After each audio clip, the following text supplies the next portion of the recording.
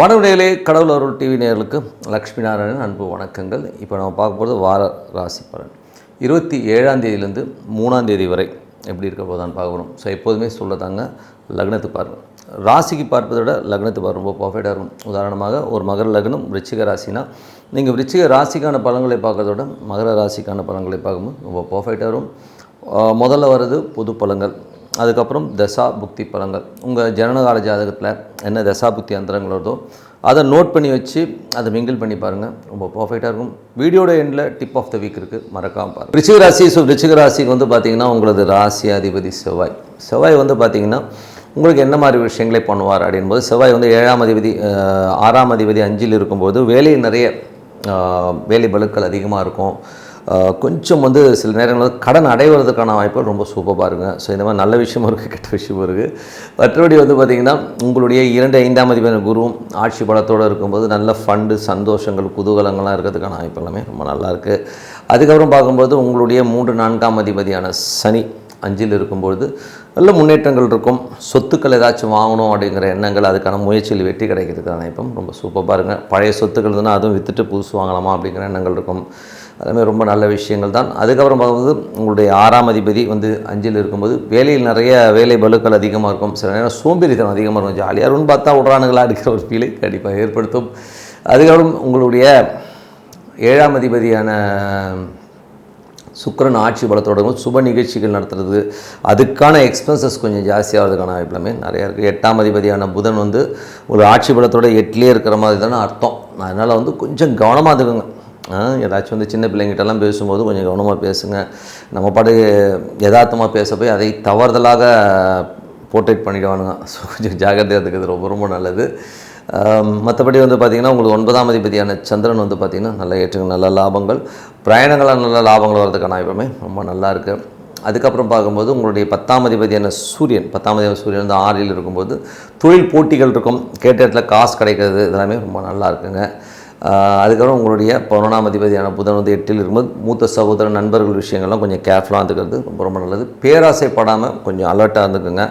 ஏன்னா மற்றவன் இந்த மாதிரி பண்ணிட்டான், அப்படி பண்ணிட்டானுங்க, அவன் இப்படி இருக்கான், நான் ஏன் எப்படி இருக்கணும் அப்படிங்கிற மாதிரி நீங்கள் பேராசைப்பட்டிங்கன்னா லாக் ஆகிறதுக்கான வாய்ப்புகளும் கொஞ்சம் கவனமாக இருந்துக்கிறது ரொம்ப ரொம்ப நல்லது. மற்றபடி என்னங்க, இப்போ இதுவரை 10 பொது பலன்கள். இப்போ பார்க்குறது தசாபக்தி பலன். விருச்சிக லக்னமாக இருந்து சூரியன் தசாபதி. சூரியன் 10ஆம் அதிபதி உங்களுக்கு வந்து 6இல் இருக்கும். தொழில் தேவையான கடன்கள் உடனே கிடைக்கும். அதே மாதிரி வந்து பார்த்திங்கன்னா மாமியார் உறவுகளில் வந்து கொஞ்சம் உங்களுக்கு அவங்களுக்கும் வாக்குவாதங்கள் வர்றதுக்கான வாய்ப்புகள் ரொம்ப கவனமாக பார்த்துக்கணும். விருச்சிக லக்னமாக இருந்து சந்திர தசாபுத்தி அந்தரங்கள். சந்திரன் வந்து பார்த்திங்கன்னா ஒரு நல்ல லாபங்களும் நல்ல ஏற்றங்களும் கொடுக்கும். பிரயாணங்கள் மற்றும் அப்பா சார்ந்த ஒரு நல்ல லாபங்கள் வரதுக்கான சூப்பர் பாருங்க. விருச்சிக லக்னமாக இருந்து செவ்வாய் தசாபுத்தி. செவ்வாய் வந்து 5இல் இருக்காருங்க. 6ஆம் அதிபதி 5இல் இருக்கும்போது வேலை பளுக்கள் அதிகமாக இருக்கும். கொஞ்சம் ஐயோ என்ன அது ரொம்ப படுத்துகிறாங்க, கொஞ்சம் ஜாலியாக இருக்க விட மாட்டேன்றாங்கிற ஒரு ஃபீலை கண்டிப்பாக ஏற்படுத்தும். விருச்சிக லக்னமாக ராகு தசாபுத்தியில் ராகு வந்து 4இல் இருக்கும்போது கொஞ்சம் நிலபுலன்கள் மேலே கொஞ்சம் ஆசைகள் அதிகமாக இருக்கும். அதேமாதிரி அம்மா வந்து கொஞ்சம் அரகண்டாக நடக்கிற மாதிரி ஃபீல் இருக்குன்னா கொஞ்சம் கவனமாக பார்த்துக்குங்க. அதுக்கப்புறம் பார்க்கும்போது விருச்சிக லக்னமாக குரு தசாபதி. குரு வந்து குழந்தைகளால் சந்தோஷங்கள், குதூகலங்கள்லாம் இருக்கிறதுக்கான வாய்ப்பெல்லாம் இருக்குது. ரொம்ப ஹாப்பியஸ்ட் ட்ரிப்பு ஏதாச்சும் போகணும் அப்படிங்கிற எண்ணங்கள், பூர்வீக சம்மந்தமான விஷயங்கள், ஏதாவது பணம் எதிர்பார்த்துருந்தீங்கன்னா கிடைக்கிறதுக்கான வாய்ப்பெல்லாமே ரொம்ப நல்லாயிருக்கு. விருச்சிக லக்னமாக வந்து சனி தசாபுத்தி அந்தரங்கள். சனி வந்து பார்த்திங்கன்னா 5இல் இருக்காருங்க. ஸோ இன்றைக்கி 3, 4ஆம் 5இல் இருக்கும்போது புதிய சொத்துக்கள் வாங்குறதுக்கான வாய்ப்புகள் ரொம்ப நல்லா இருக்குது. சொத்துக்கள் வாங்குறது உங்கள் முயற்சியில் ஒரு பெரிய வெற்றி கிடைக்கிறதுக்கான வாய்ப்பு ரொம்ப நல்லா இருக்குங்க. விருச்சிக லக்னமாக வந்து புதன் தசாபுத்தி. புதன் வந்து கவனமாக இருக்கணும். நண்பர்கள், மூத்த சகோதர சம்பந்தமான விஷயம்லாம் கொஞ்சம் கேர்ஃபுல்லாக இருந்துக்குங்க. விருச்சிக லக்னமாக வந்து கேது தசாபுத்தி. கேது வந்து பார்த்திங்கன்னா 10இல் இருக்கும்போது தொழில் ரீதியான விஷயங்கள், கடன்கள் வாங்குற மாதிரி சூழ்நிலை இருக்கும். ஸோ அதனால் கொஞ்சம் கேர்ஃபுல்லாக ஹேண்டில் பண்ணுறது ரொம்ப ரொம்ப நல்லது. விருச்சிக லக்னமாக வந்து சுக்கிர தசாபுத்தி அந்தரங்கள். சுக்கிரன் வந்து 7இல் இருக்கும்போது சுப நிகழ்ச்சிகள் சம்பந்தமான விஷயங்களுக்காக நிறைய செலவு பண்ணுற மாதிரி சூழ்நிலை கண்டிப்பாக ஏற்படுத்துங்க. மற்றபடி என்னை பொறுத்த ஒரு நல்ல ஒரு பிரார்த்தனை, மனதார இறைவனை பிரார்த்தனை ரொம்ப கண்டிப்பாக அடுத்த லெவல் போகிறதுக்கான இப்போ ரொம்ப சிறப்பாக இருக்குது. Tip of the week. So tip of the வீக்கில் இந்த வாட்டி சொல்ல போகிறது வந்து குலதெய்வம். ஸோ நிறைய பேர் வந்து பார்த்திங்கன்னா குலதெய்வங்கிற ஒரு விஷயம் வந்து உண்மையாக சரியா இல்லையான்னு, ஏன்னா இன்றைக்கி மாடர்ன் ஜென்ரேஷன்ஸில் வந்து நிறைய நம்பிக்கையின்மை நிறைய இருக்குது. அது சில பேர் மூட நம்பிக்கை அப்படின்னு கூட சொல்லலாம். ஏன்னா வந்து பரிவார தெய்வங்கள் எல்லாம் வந்து சில பேர் என்ன சார் இந்த சாமி வந்து கத்தியும் கப்படமாகவும் இருக்குது, இதெல்லாம் வேலை செய்வான்னு நிறைய பேர் சொல்வதை நம்ம கேட்டிருக்கோம். ஆனால் வேலை செய்யணும், பயங்கரமாக வேலை செய்யும். நீங்கள் வந்து எதையுமே வந்து நீங்கள் உள்ளே போய் உட்காந்து பார்த்து தான் பதில் சொல்லணும். ஏன்னா வந்து கருப்பு சட்டையை போட்டுக்கிட்டு கண்ணாமுன்னான்னு வாய்க்கு வந்ததெல்லாம் பேசாமல் ஓகே எது உண்மைங்கிறது நாங்கள் உணர்ந்துருக்கீங்களா அப்படின்னா குலதெய்வங்கிறதும் உண்மையாக நிற்குங்க. எப்படி நிற்கும்னா, நீங்கள் குலதெய்வ கோயிலுக்கு கரெக்டாக ப்ராப்பராக போனீங்கன்னா அதோடைய லெவலே வேறு லெவலில் உட்காருன்றது தான் உண்மையான விஷயம். எனக்கு குலதெய்வம் தெரியுமா தெரியாதுன்னா, நிறைய பேர் வந்து குலதெய்வத்தை வந்து கரெக்டாக உங்களுக்கு வந்து சனி பகவான் உங்கள் ஜாதகத்தில் எங்கே இருக்காரோ அந்த மாதங்களில் போய் நீங்கள் வழிபாடு பண்ணி பாருங்கள். அந்த நட்சத்திரம் சனி பகவான் உங்கள் ஜாதகத்தில் என்ன நட்சத்திரத்தில் உட்காந்துருக்காரோ, எந்த மாதத்தில் இருக்கார். இப்போ உதாரணமாக சனி பகவான் வந்து மேஷத்தில் இருக்காருன்னா, நீங்கள் சித்திரை மாதத்தில் அது சித்திரை மாதம் வர்றதில் என்ன நட்சத்திரம் இருக்கோ அந்த காலகட்டத்தில் நீங்கள் போய் வழிபாடு பண்ணும்போது நீங்கள் பாருங்கள் என்ன மாதிரி மேஜிக் நடக்குது. குலதெய்வம் உங்கள்கிட்ட வந்து பேசும். எப்படி பேசும்னா, அது டேரெக்டாக சாமியாக வந்து பேசாது. அது வந்து வேற ஒரு ரூபத்துலேயோ வேற ஒரு இண்டிகேஷன்ஸை கண்டிப்பாக கொடுக்குங்க. ஸோ அது வந்து பெரிய மேஜிக்கை ஏற்படுத்தும். அந்த மாதிரி ஒவ்வொரு மாதம் இருக்கு இல்லைங்களா, இப்போ மேஷம்னா சித்திரை, ரிஷபனா வைகாசின்னு சொல்லி தமிழ் மாதங்களாக பிரிச்சுட்டு உங்கள் சனி பகவான் எங்கே இருக்கார் அந்த மாதத்தில் வர அந்த சனி பகவான் இருக்கிற நட்சத்திரம் என்றைக்கு வருதோ அந்த மாதத்தில் அந்த நட்சத்திரத்துக்கு போகிறது நல்லது. இப்போ உதாரணமாக எனக்கு வந்து சனி பகவான் இருக்கிறது ரிஷபத்தில் இருப்பாருங்க.